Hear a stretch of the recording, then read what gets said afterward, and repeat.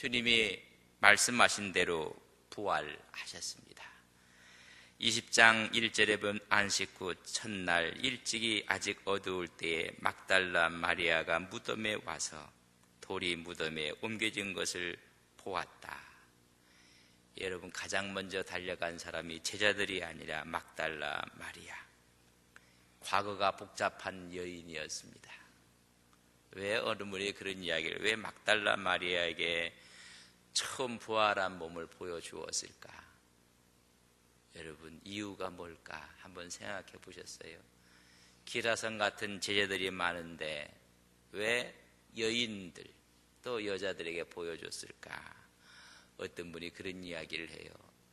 제자들은 입이 무거워갖고 부활한 주님을 보고도 나서도 그냥 입을 다물고 있었을 것이다. 그러나 막달라 마리아, 여인들은 이걸 못 참거든요. 그래서 오늘 한국교회의 이런 기적도 막달라 마리아 같은 여성들이 복음을 증거하고 봉사하고 힘있게 노력하는 결과가 아니겠는가. 가만히 생각해 보니까는 주석에는 없지만 그럴 것도 같아요. 그래서 안동에 있는 분들은 전부 다 제자들처럼 전부 다 양반이라 입도 안 열어요. 가만. 그러나 막달라 마리아는 막 전했거든요. 주님은 이 부활의 소식을 전하기를 원합니다. 간직하고 있기를 원하는 것이 아니라, 여러분, 알이 깨어져서 새 생명이 나오는 것처럼 우리의 마음을 활짝 열고 전하기를 원한다는 것입니다. 부활의 소식은 증거되어져야 합니다. 이런 부활의 소식을 듣고도 오늘 말씀해 보면 첫날, 안식 후 첫날 저녁 때에 제자들이 한데 모여서 두려워하고 있는 모습을 봅니다. 저들은 모여서 문을 닫고 두려워했다, 그렇게 말씀해 주고 있습니다. 그러나 주님께서는 부활한 몸은 시공을 초월하셔서 그들이 문을 닫고 있었지만 그들 속에 주님께서 들어오셨습니다. 여러분, 주님은 이제는 어느 곳이나 무소부재하게 역사하시고 존재하시는 우리 주님인 것을 우리는 믿습니다. 지금 이 시간 우리의 마음속에 들어와 계시고 우리 모든 사람의 마음속에 임재하시는, 함께 하시는 주님이요 성령인 것을 우리는 믿습니다. 주님께서 살아계셨을 때는 시공을 초월할 수가 없어서 갈릴리에 가 계시면 예루살렘에는 안 계시고, 예루살렘에 올라가시면 갈릴리는 예수님이 없었습니다. 그러나 지금은 동시에 함께 하시는 것입니다. 부활한 주님께서 예수의 제자들이 모여서 있을 때 방문했습니다. 여러분들은 가서 무슨 말을 먼저 했을 것 같습니까? 베드로, 너 좀 나 좀 보자. 죽으면 죽었지 주님 부인하지 않겠다고 손에 장을 지진다 이랬던 네가 그럴 수 있겠느냐? 그렇게 묻지 않았습니다. 다 도망가고 말았습니다. 그들을 책망하지도 않았습니다. 한번 이유나 들어보자. 왜 그리 했는가? 이유도 묻지를 아니했습니다. 새벽의 무덤 사건과 여인들이 살아나셨다는 사실을 보고하고 엠마오로 내려가던 두 제자는 올라오고 두려움에 사로잡혀 있는 그들 가운데 주님께서 나타나셔서 이유를 묻지 않았습니다. 우리 같으면 꼭 묻고 싶은 말이 있어요. 그럴 수 있겠느냐? 그래, 다 좋다. 이유나 좀 알아보자. 왜 베드로는 나를 3번이나 부인했느냐? 내가 함께 기도하자고 했을 때 너희들은 왜 잤냐? 내가 잡혀갈 때 너희들은 뿔뿔이 다 도망가지 않았느냐? 좀 이유나 알아보자. 주님은 그렇게 묻지 아니하셨습니다. 부활하셔서 오히려 새로운 소명을 주고 사명을 주고 새로운 임무를 부여하십니다. 그리스도의 부활의 사건과 십자가와 부활의 사건을 증거하기 위해서 그들에게 새로운 사명을 부여받게 되고 부여해 주는 모습을 보게 됩니다. 부활한 주님은 우리에게 소망을 주시는 분이지 우리를 책망하시고 우리에게 과거를 묻는 분이 아닙니다. 오늘 부활의 새벽에 여러분 마음속에 과거를 묻지 않는 우리 주님이십니다. 한번 저를 따라서 하십시오. 과거를 묻지 마세요. 근데 늘 우리는 과거 속에 1년 전, 2년 전, 3년 전, 10년 전, 20년 전에서 아름다웠던 가정들이 다 깨어져 나가고 관계가 다 깨어져 나가고 부활한 주님은 아무것도 묻지 않습니다. 오늘 두려워하는 그들에게 주시는 말씀이 19절 말씀을 저랑 같이 한번 읽겠습니다. 19절입니다. 시작. 이날고 안식 후 첫날 저녁 때에 제자들이 유대인들을 두려워하여 모인 곳에 문들을 닫았더니 예수께서 오사 가운데 서서 이르시되 너희에게 평강이 있을지어다. 그들에게 뭐가 있을지어다? 평강이 있을지어다. 오늘 이 말씀으로 인사를 나눌 때 여러분 아멘이로 함께 응답하시기를 바랍니다. 너희에게 평강이 있을지어다. 아멘. 우리 주님께서 얼마나 괘씸했을까? 얼마나 주님께서 십자가상에서 아프셨을까? 우리 죄를 위해서 돌아가시는 그 주님을 뿔뿔이 다 뒤로 한 채 배반하고 도망가는 제자들, 주님은 그들 앞에 또 벌벌 떨고 있는 그들에게 주시는 첫 번째가 평강이 있을지어다. 부활신앙은 평강입니다. 샬롬입니다.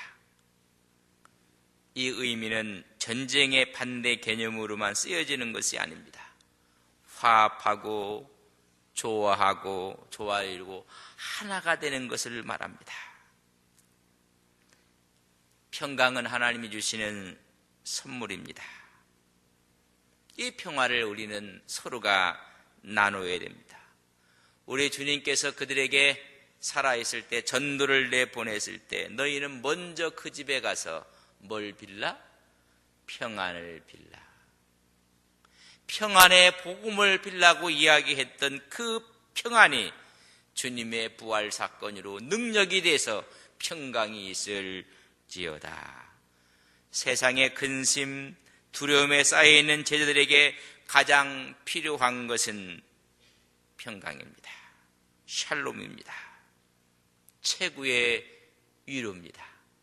오늘 한 주간을 저희들이 특별 새벽 기도로 달려와서 말씀 앞에 부딪히기도 하고 말씀 앞에 은혜를 나누기도 하고 그것은 최종적인 샬롬을 주기 위한 하나님의 놀라운 부활의 역사인 것을 우리는 믿습니다. 여러분 우리 온 성도들 마음속에 평안이 있기를 간절히 바랍니다. 부활을 믿는 사람들, 주님의 십자가를 바라본 사람들, 첫 번째는 평안입니다. 오늘 평안을 다 잃어붓고 도둑맞고 살아요. 오늘 부활절 새벽에 하나님의 은혜 가운데 하나님의 어둠의 역사가 깨어지고 우리 마음속에 평강이 임할 것을 믿습니다. 두 번째는 20절 말씀을 우리 같이 읽습니다. 시작. 이 말씀을 하시고 손과 옆구리를 보시니 제자들에게 주를 보고 기뻐하더라. 주님의 평강이 찾아올 때 우리의 반응은 기쁨입니다. 여러분, 기쁨이라는 것은 주님이 주시는 것입니다. 평강으로 찾아오시니 반응이 기쁨입니다. 주를 보고 기뻐하더라. 세상 사람들은 다 세상적인 상황과 여건을 보고 기뻐하니 그것은 잠시 잠깐이. 이 땅에 살아가는 인생 여정이 너무나 짧습니다. 세상의 물질을 보고 기뻐하고 세상의 성공을 보고 기뻐하고 그러나 그 성공이 영원한 성공이 아닌 것을 우리는 너무나 잘 알고 있습니다. 주를 보고 기뻐하였더라. 오늘 부활의 소망을 가진 사람들은 주님을 보고 주님의 말씀 앞에 기뻐하는 우리 온 성도님들이 되시기를 간절히 바랍니다. 죽은 줄 알던 스승님이 살아 계신 것입니다. 다 끝났다고 생각했는데 다시 시작을 하는 것입니다. 성서는 항상 기뻐하라. 다시 말하니 기뻐하라. 그것이 또한 너희를 향하신 하나님의 뜻이라고 이야기해주고 있습니다. 죽음을 극복한 사람에게 찾아오는 것이 기쁨입니다. 그래서 예수 믿는 사람들이 가장 기뻐해야 돼요. 그래서 예수 믿으면 가장 먼저 변하는 것이 우리 얼굴빛이 변해야 돼요. 여러분, 좋은 집에 이사만 가도요 얼굴빛이 들려져요. 여러분, 돈만 벌어도요 사람 빛이 나요. 우리는 영원한 천국을 소망하고 부활의 생명을 얻었기 때문에 여러분 밝아져요. 천지창조와 때 빛이 있으라 하심에 어둠과 혼돈과 흑암 가운데 있는 것들이 다 물러가고 드러나게 돼요. 기뻐하는 겁니다. 세상이 주는 기쁨이 아니라 영원히 빼앗지 못하는 주님이 주시는 기쁨이 있어요. 부활을 맞이한 우리 마음속에 평강과 기쁨이 넘치기를 주님의 이름으로 간절히 바랍니다. 이 세상 어떤 것도 빼앗아 갈 수가 없어요. 그렇기 때문에 우리 믿음의 선배들은 순교하는 순간에서도 그는 오히려 하나님을 바라보고 하나님 앞에 기도하며 여러분 기뻐할 수가 있어요. 스데반은 그가 돌에 맞아 죽으면서 그의 얼굴이 천사의 얼굴과 같았더라. 부활의 생명을 간직하고 믿었기 때문에 가능합니다. 우리 영원한 천국을 소망하기 때문에 기뻐하는 것입니다. 그래서 우리 어른들이요, 이제 마지막 주님이 부를 날이 있으면 정말 기쁨으로 예수 잘 믿다가 우리 천국에서 보자. 여러분, 우리의 기쁨이 날로 새로워지는 것입니다. 그것뿐만이 아닙니다. 오늘 21절 말씀을 저랑 같이 읽습니다. 21절입니다. 같이 봅니다.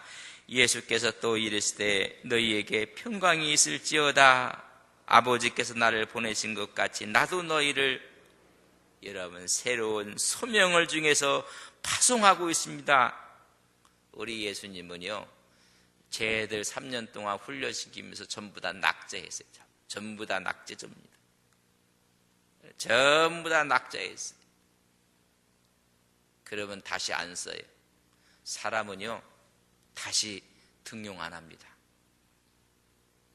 그러니 우리 주님이 얼마나 기쁘고 감사하지. 이미 다 엎어졌고 이미 다 뒤로 넘어졌고 다 도망갔고 배신했고 근데 우리 주님이 다시 내가 너희를 보낸다. 다시 새롭게 하시고 다시 부르시는 하나님. 그렇기 때문에 얼마나 기쁨인지. 사람은요 결코 그렇게 안 해요. 배신한 사람들은 그거에 걸맞는 보복을 합니다. 그런데 우리 주님은 다시 보내세요. 너를 보내노라. 여러분 믿음이 생기고 새로운 소망 가운데 서게 되고 끝이라고 생각했는데 끝이 아닙니다. 그게 부활신앙이에요. 아버지가 나를 보내신 것 같이 나도 너희를 아버지가 나를 믿고 보내는 것처럼 나도 너를 다시 믿고 보낸다는 것입니다. 그래서 우리가 주님 앞에 설 때마다요 그렇게 우리가 너무 시무룩할 필요가 없어요. 넘어지고 실수하고 자빠지고 깨어졌어도 주님 앞에 서면 주님은 내가 너를 다시 보내마 라고 주님께서 말씀하시는 거 우리는 믿습니다. 그게 십자가의 복음입니다. 세상은 아니라고 하는데 하나님은 맞다는 것입니다. 그래서 교회는 모든 사람을 품는 하나님의 품 안입니다. 인종이 어떻든 사상이 어떻든 갖고 있는 모든 것이 다르든 상관이 없어요. 주의 십자가 앞에 서기만 하면 다 하나로 내가 너를 다시 보내노라. 복음의 사역을 제자들에게 위임하는 것입니다.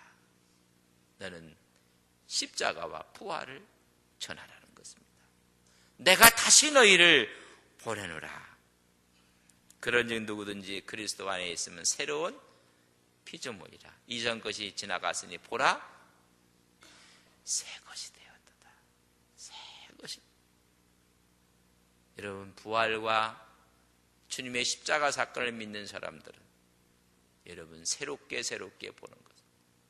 근데 우리를 그 사람을 보면 다 그 사람 과거를 들추어서 다 보기 때문에 사람 관계가 너무 힘들어요. 목사님, 또 속으면 어떻습니까? 아니, 하나님께서 은혜를 주세요. 하나님께서 함께 하십니다. 아버지가 나를 보내신 것처럼 나도 너희를 내 대신 보낸다.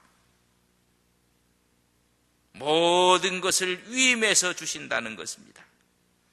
내가 하나님의 대리자가 된 것처럼 너는 나의 대리자가 되거라. 하나님께서 보내시는 것입니다.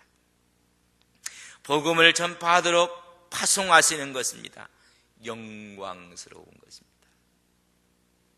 그래서 우리가 얼마나 영광스러운 위치에 있는지 부활 복음을 선포합니다. 그러기 위해서 우리 주님께서 하시는 말씀이 22절입니다. 같이 읽습니다.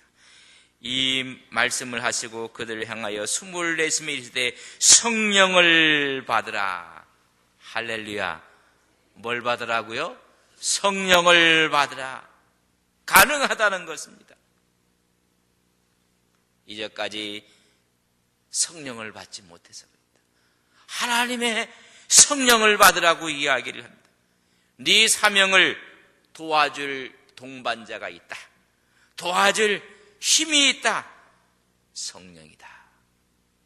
성령을 받으니 사도행전에는 여러분 제자들이 펄떡펄떡 일어나갖고 외치니까 5,000명이 회개하는 역사가 나타나고 손을 얹어 기도하니 기적이 막 나타나고 여러분 성령의 능력이 막 나타나고 우리를 보내면서 고와 같이 버려두지 아니하시고 주님을 이 땅에 보내셔서 함께했던 것처럼 성령을 받으라. 성령으로 무장하지 아니하면 우리는 아무 열매가 없어요. 성령으로 무장하고 우리가 나아갈 때 하나님께서 나를 보내신 것처럼 나도 너희를 보내노라. 우리 크리스찬들의 필수 조건은 성령을 부여받는 것입니다. 성령이 임하면 권능이, 성령이 임하면 어둠의 역사가 물러가요. 성령을 받아라. 우리 주님께서 부활하시고 숨을 내쉬면서 성령을 받아라. 주의 영의 지배를 받는다는 것입니다. 여러분, 부활한 주님이 내 마음속에 오셔서 우리 마음의 어둠의 역사를 다 불태워버리고 다 몰아내고 성령의 능력이 충만한 믿음의 역사가 있기를 주님의 이름으로 간절히 바랍니다. 성령 받으면 사람이 이상해져요. 사람이 이상해져요. 미워해야 되는데 미움이 안 생겨요. 저를 미워해야 될 텐데 불쌍해 보이고 어떻게 하면 도와줄까? 어떻게 하면 세워드릴까? 어떻게 하면 또 다른 기회를 줘서 그것을 다 복구하게 만들까? 이 성령이 하시는 일이에요. 성령이 떠나면요 어떻게 하면 한 사람 한 사람을 죽일까? 여러분, 성령이 오시면 1%의 가능성을 갖고도 어떻게 저 영혼을 위해서 우리가 도와드리고 새롭게 할까? 여러분, 성령 받은 사람들은요 여러분 접근하는 방법이 틀려요. 교회는 하나님의 성령이 임하는 하나님의 역사가 있는 곳인 것을 우리는 믿습니다. 그러니까 모든 사람이 다 살아나야 돼요. 살아나야 돼요. 여러분, 한 사람도 이 대열에 낙오되고 이 대열에서 이탈되는 사람이 그렇게 생각해서도 안 되고 그렇게 바라봐서도 안 돼요. 우리 모두가 하나가 돼서 하나님.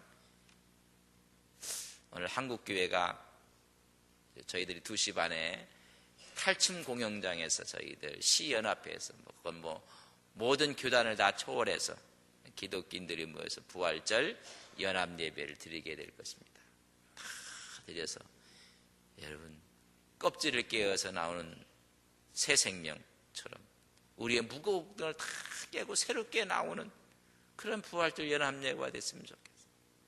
말만 연합 예배하고 말만 얘기하는 게 아니라 참 새로운 모습. 그래서 우리 주님께서 그들에게 나타나서 자초지종 좀 알아보자. 왜 그랬느냐? 묻지 않았어. 내가 다시 너희들에게 사명을 위임하고 이것을 할 수 있는 성령을 부어주셨어요.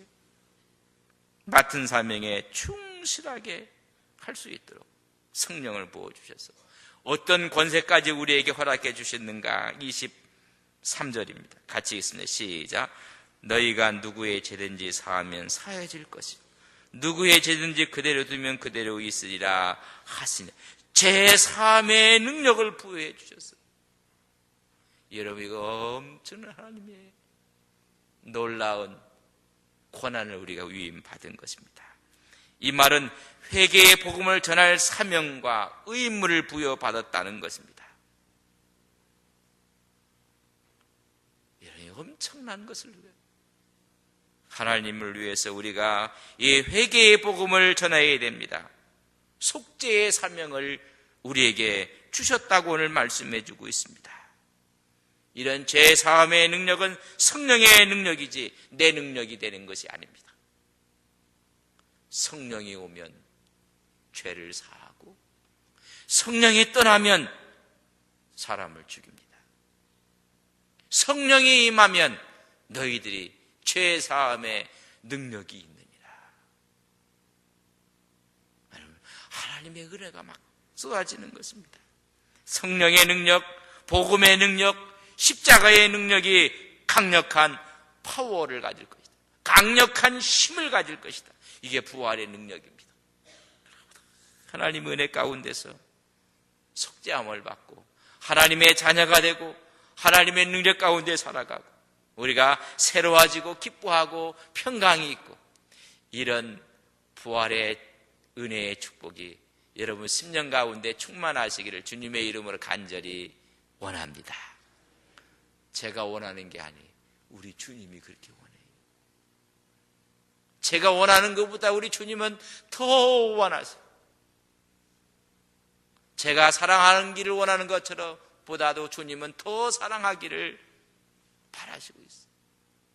우리가 그 사람을 용서하는 것보다 하나님은 더 용서하시기를 우리 하나님은 원하신다는 것입니다. 성령이 그걸 임파워링 하나님께서 부어주신다는 것. 우리의 이런 것을 위임하고 일을 할 수 있도록 성령을 내가 부어주릴 것입니다. 여러분, 부활절은 새로운 영을 받는 날입니다. 그래서 우리 모두가 새롭게 하나님의 은혜 가운데 저 천국의 소망을 두며 오늘도 믿음으로 승리하고 기쁨으로 주 앞에 나가는 우리 온 성도님들이 되시기를 바랍니다. 근심과 두려움 예수의 이름으로 명하노니 다 물러갈지어다. 하나님의 은혜 가운데 선포하고 부활의 생명을 우리가 간직하는 것입니다. 예수님의 부활의 능력이 오늘 우리의 10년 가운데 함께 하시고 우리 교회에 함께 하시고 한국교회에 함께 하셔서 터지고 상하고 찢긴 부분들을 다 치유하고 감싸고 하나가 되는 놀라운 역사가 있을 것을 믿습니다. 이른 나로부터 새롭게 하나님의 은혜 가운데 힘차게 나가시는 우리 온 성도님들이 되시기를 주님의 이름으로 간절히 바랍니다.